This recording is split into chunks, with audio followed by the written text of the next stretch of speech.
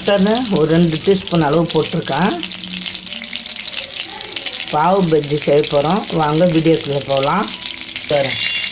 தனி மிளகாத்தூள் ஒரு 1/4 ஸ்பூன் போடுறேன். மல்லித்தூள் ஒரு 1/2 ஸ்பூனு. கப்பு வெங்காயம் நைஸாக அரிஞ்சு இதில் போடுறேன்.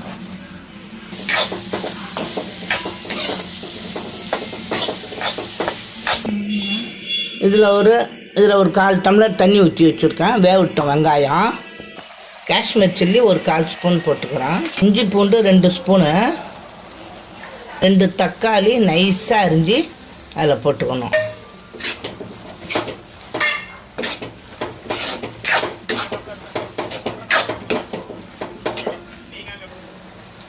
திரும்ப ஒரு 1/4 டம்ளர் தண்ணி ஊற்றுறேன்.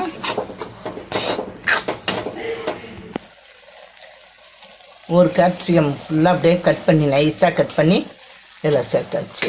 ஒரு 1/4 ஸ்பூன் உப்பு போட்டிருக்கேன். 1 கப்பு பச்சை பட்டாணி போடுறோம்.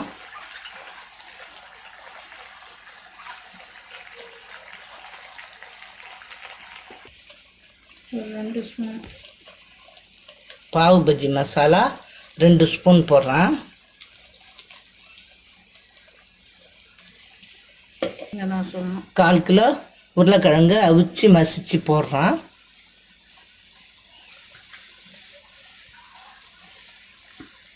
உருளைக்கிழங்கு போட்ட பிற்பாடு ஒரு 1/2 கிளாஸ் தண்ணி ஊற்றுறேன். பட்டாணி உருளைக்கிழங்கு எல்லாம் இந்த மசாலா சேர்ந்ததும் இந்த பக்குவத்தில் வரணும். இப்போ இது மேலே கொத்தமல்லி தழை போடணும். பாருங்க, கொத்தமல்லி தழை அப்படியே ஃபுல்லாக போட்டு விட்டுற வேண்டியதான். ஒன்றும் முடிஞ்சிட்டு பாவு பாஜி வேலை முடிஞ்சிட்டு. இது மேலே கொஞ்சோண்டு பட்டர் போட்டுக்க வேண்டியது தான். தோசைகள் காஞ்சி போச்சு. இதில் கொஞ்சம் பட்டர் போட்டு அப்படியே தேய்ச்சி விடும்.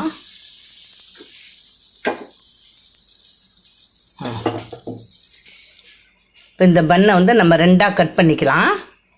பாருங்கள், பன் அப்படியே வச்சாச்சு. 2ஆக கட் பண்ணி கொஞ்சோண்டு அதில் ஜாயிண்ட் இருக்கணும். இந்த இடத்துல அப்படியே வச்சு இதை தேய்ச்சி இதை நம்ம திருப்பி எடுக்கலாம். இப்போ பன்னு திருப்பி போட்டுட்டா இது மேலே லைட்டாக பட்டர் தடவிக்கலாம்.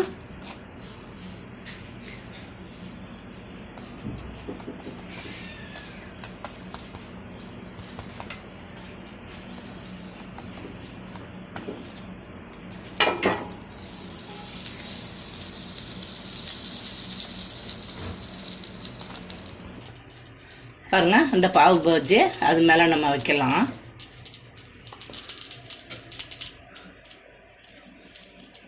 லைட்டாக வெங்காயம் தூவியாச்சு. இப்போ நம்ம இதை சாப்பிட வேண்டியது தான். அப்படி நீங்களும் வாங்க சாப்பிட்லாம். இதை மாதிரி நீங்களும் செஞ்சு சாப்பிட்டு பாருங்கள். சப்ஸ்கிரைப் பண்ணுங்கள், லைக் பண்ணுங்கள், ஷேர் பண்ணுங்கள். இந்த வீடியோ பார்த்ததுக்கு நன்றி.